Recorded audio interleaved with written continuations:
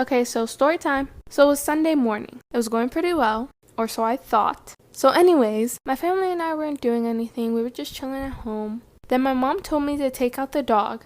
By the way, outside of my backyard is a screen and a pool. Anyways, I don't think much of it. I'm in my rainbow unicorn pants and my black striped shirt, because I just woke up. And I opened the door to let my dog out. She's sniffing around and I'm just off to the side waiting. I looked to the right of me and there was this cute guy,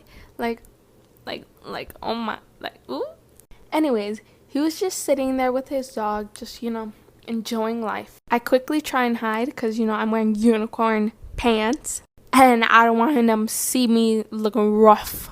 So I hid behind the corner and just right when I'm about to head inside, my dog decides to crap on the side right where he was. Like for part 2. What's up, guys? I'm back with another story time, but today's story time is going to be from me. My story time. Not anonymous, it's mine. And yes, guys, I'm still sick. I'm actually in the line for the COVID testing right now. Anyways, so this story time was before we met my stepmom. Backstory, I was best friends with her daughter, and that's how my dad and her met. So they met through us. Sadly, we should have never been friends. Anyways, one day my dad said, "Hey, do you want to go over to their house?" And I was like, "Sure, I'll play with her, hang out with my best friend, and he will go with her mom." This is before they started dating. So we were at their house, and a few hours go by, and they come out of their room and say, "Hey guys, we are now officially dating." And we just looked at each other and we smiled. And then her mom said something. "Yeah, he treats me right, not like your dad," about my friend's dad. And that's when she starts to get mad. Then she gets mad and she's like, "You're not my dad," to my dad. And then she gets more pissed off and she was like, "You can't date my mom, you're not my dad." So what she does to my dad is mind-blowing. So I work at Bed Bath & Beyond, and first of all, the 3 B's in Bed Bath & Beyond should not stand for that. It should stand for bitches be bonkers, because these people come up in there and they act crazy. I was checking out this boomer woman, and she was like, "Can you tell me how much this is?" And I scanned her item, and I was like, "Yeah, it's $19.99. And she looked at me and she went, like the Family Feud buzzer. She went, like it was such a good sound effect. I'm convinced that she was the Family Feud buzzer. Like they had her on salary and shit.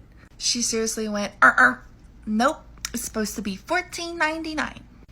And by the sound of her I know that is not the first time that she has done that. I know that that is well rehearsed, that she uses whenever she thinks she caught somebody. I can just imagine her sitting at home. Her husband was supposed to be home 3 hours ago. He walks in the front door. She's like, "Where you been?" He's like, "Ooh, I had to work late." She's like, You know what I find funny? How the school system will teach us how to memorize pages and pages of useless and indoctrinated information that we could literally look up within seconds, but they fail to teach us the most important things in life, like, creativity, imagination, self-awareness, how to love other people, communication skills, how to challenge ideas, how to grow our own food, how to self-defend, how to build, and overall just how to think for ourselves. Or literally anything about money, debt, or taxes. Or just finding our passions and true talents in life. But no, they teach us what to think and not how to think. Just a thought. I'm going to tell you guys about the time that my entire class teamed up to take my teacher down. And by down, I mean fired, which is terrible, but... And to be clear, I wasn't involved in the incident. I was just asked in to be a witness along with the rest of the class. If you're not interested at this point, I don't even know. So when I was in 6th grade, I had this teacher called Mr. W. We're going to call him Mr. W. He was our science teacher. And he was fine. He wasn't amazing or bad. He was just okay. He did smell really, really bad. But again, that didn't affect his teaching at all. One day, however, I don't even know how this happened. He asked us all to get started on our work. He was a little irritated that day. I don't even remember why. One of the girls in our class, her name was Summer. She didn't have her workbook. Mr. W asked her where her work was. I didn't bring it today. They started arguing. The rest of the class was kind of silent, just watching this. She's a nice girl. She wasn't attacking him or anything. He did, however, get very angry. So angry, in fact, that he grabbed his binder and threw it across the room over her head. It just barely skipped her head and slammed on the floor. This wasn't like an empty binder from the dollar store. It was a teacher binder full of work. We were all silent. Summer stopped talking. Look for part 2 to find out what happens. Here's another toxic best friend story time and how I ended up having to fight her over her own boyfriend. So we're calling her Regina, and at the time we just graduated college, and that's where she met her boyfriend Kyle. They were together for a couple months, but I never met him, and as the story goes on, you'll find out why. 5 months into their relationship, Valentine's Day is coming up, and I wanted to do a double date. The 14th comes, and she canceled on me last minute, and she literally said, word for word, that she doesn't need her boyfriend being tempted to try to cheat on her on Valentine's Day. I didn't like that because she was implying that I would be the reason why he cheated. Anyways, a couple months later, I planned for us to do another double date for 4th of July. So we went to the beach, and of course, we wore bathing suits. I wore a 2-piece and she wore a 1-piece with a skirt. When we get to the beach, I start to get undressed. She pulls me aside saying, "Why are you wearing that in front of my boyfriend? You look like a whore." This is part 2 of how my boyfriend cheated on me with my best friend. So remember when I told you guys I was on my way to his house? Well, he texted me while I was driving to cancel the movie date. And I didn't know because I was driving. When I get to his house, he's telling someone to hide. I was curious, so I went to his house. By the way, I had a copy of his keys, and I went straight into his bedroom. And I can hear sounds coming from the closet, so I checked it. And it was my best friend, Anna. No, because I actually seriously don't get what the government expected to happen when they put us in a 4-week lockdown right before a holiday and then unlocked us conveniently right on it so we could all go shopping. And then they're like, "Oh, I don't really know why, guys, but there's actually a surge in cases." "Yeah, because you locked us in our fucking houses and then you let us out again." What are you doing? Like, I just don't get it. They really only let us out so that they could boost the economy because they wanted more money. And everyone's turning against each other because the government are just fucking messing people about. I wouldn't be surprised if the next tier is tier 10. You're strapped to your bed and you're being pushed around Tesco's by members of parliament in full PPE. But of course, schools will be open. One time when I was in 8th grade, I got a hickey on my neck because I had daddy issues, and my teacher noticed and sent me to the principal's office. And the principal was like, "I'm calling your mom." And I was like, "I burned my neck with a curling iron on accident." And she was like, "No, you didn't." So on the bus ride home, luckily my best friend and I shared the same bus stop, and I asked her if I could go to her house really quick to burn my neck with her curling iron, and she said yes. So when I walked into the house, my mom was literally ready to beat my ass, and I was like, "Mom, look, it's just a curling iron burn." And she was like, "Wait, yeah, that's clearly just a curling iron burn." And she got so mad, and she called the principal, and she demanded that she apologize to me. And the principal had to apologize to me, and to this day, my mom still doesn't know. Extremely toxic best friend story time. So when I was in 8th grade, there was this boy. And this boy would go around telling almost every girl that he liked her.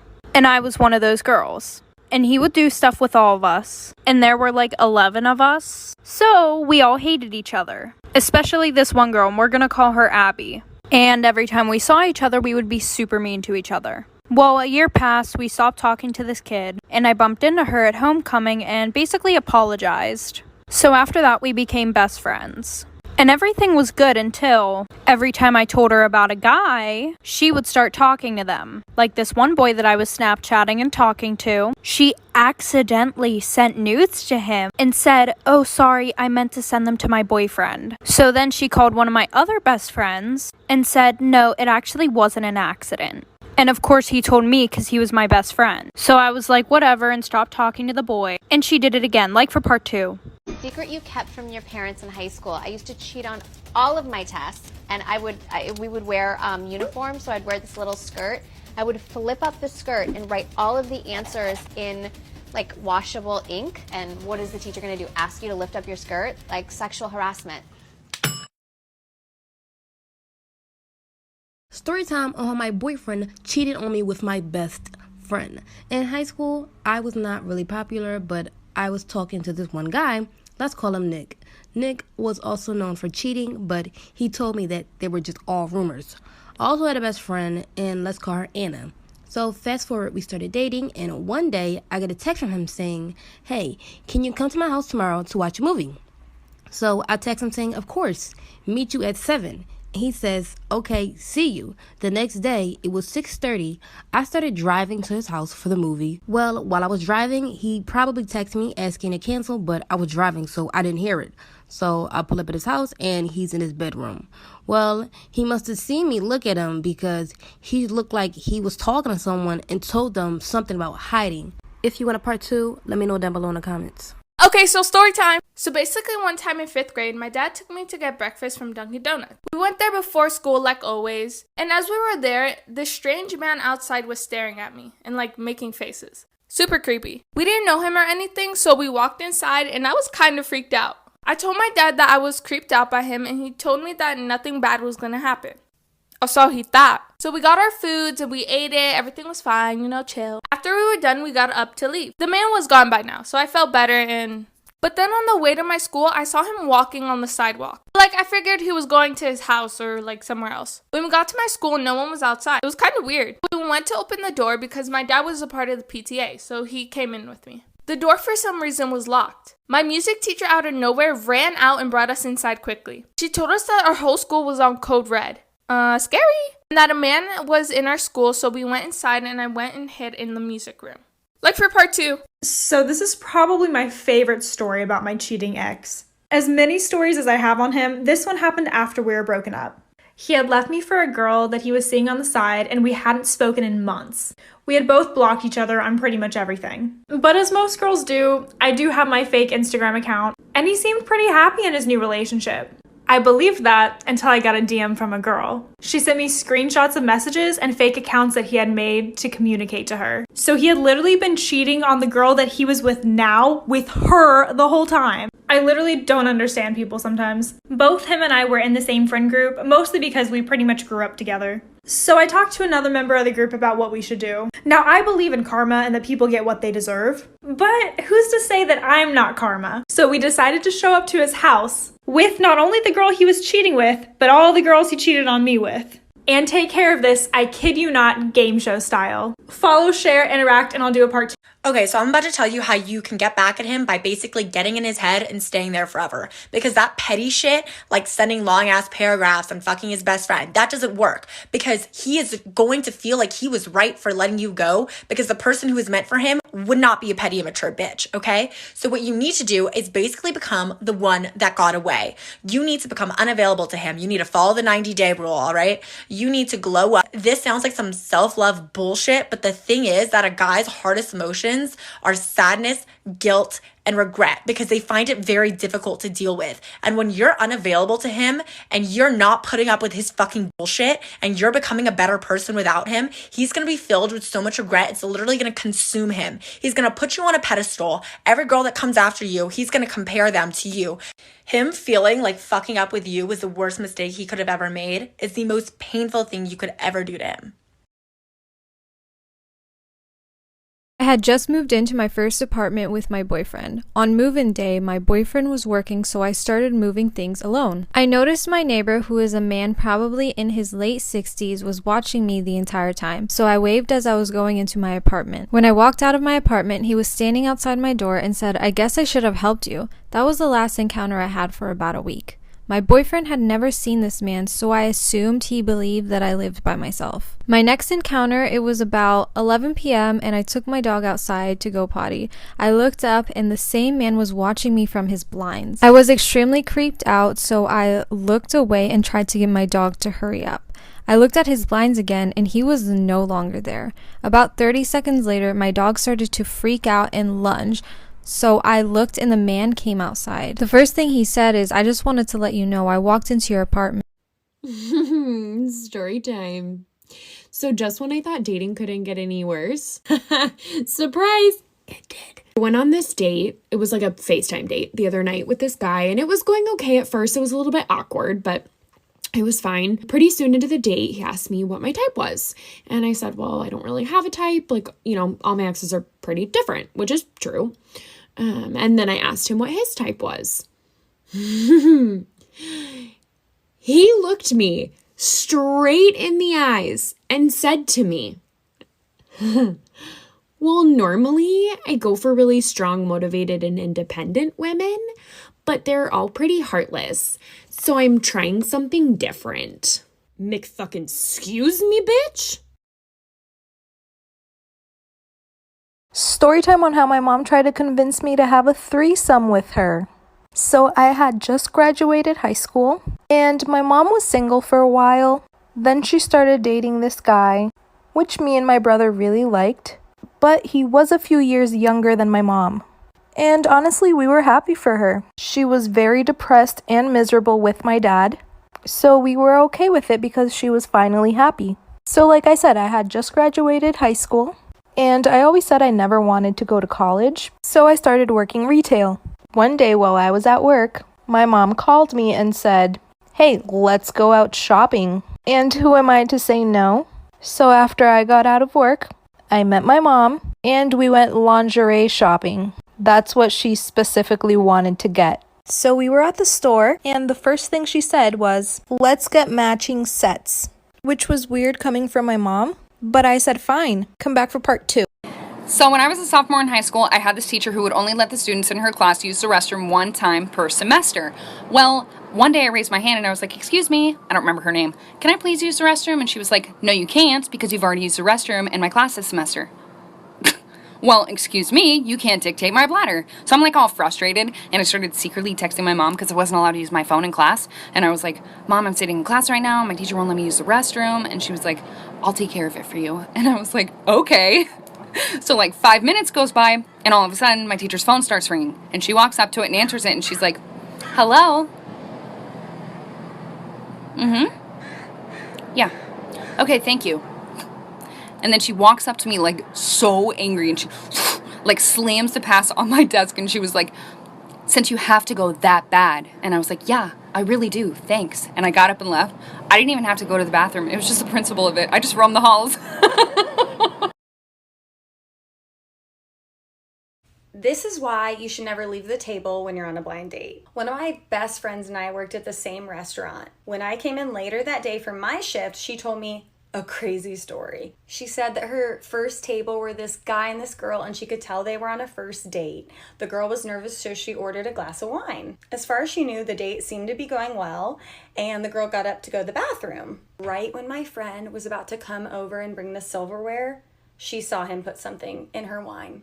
My friend, obviously terrified and freaking out, let our manager know, who then let the police know, and ran into the bathroom to tell her what was going on. The girl ended up staying in the bathroom until the police came, arrested him, and escorted him out of the building. It was noon on a Tuesday.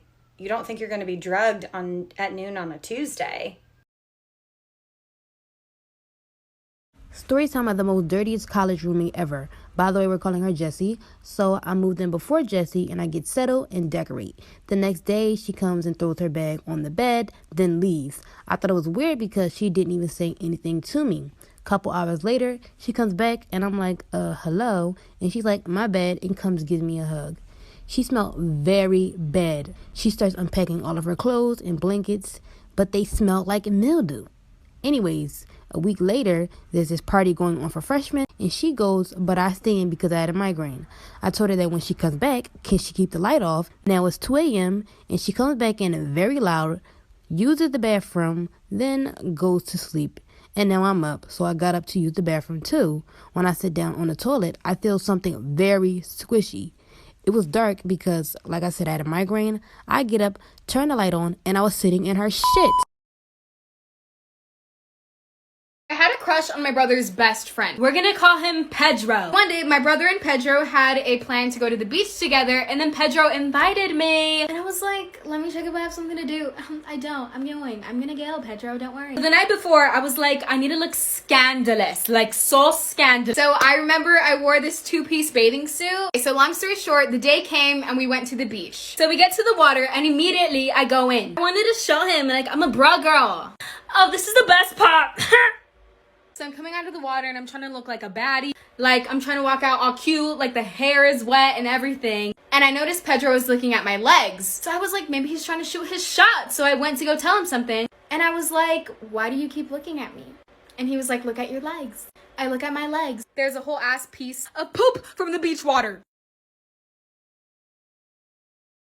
Extremely toxic best friend story time. So when I was in 8th grade, there was this boy. And this boy would go around telling almost every girl that he liked her. And I was one of those girls. And he would do stuff with all of us. And there were like 11 of us. So we all hated each other. Especially this one girl, and we're gonna call her Abby. And every time we saw each other, we would be super mean to each other. Well, a year passed, we stopped talking to this kid. And I bumped into her at homecoming and basically apologized. So after that, we became best friends.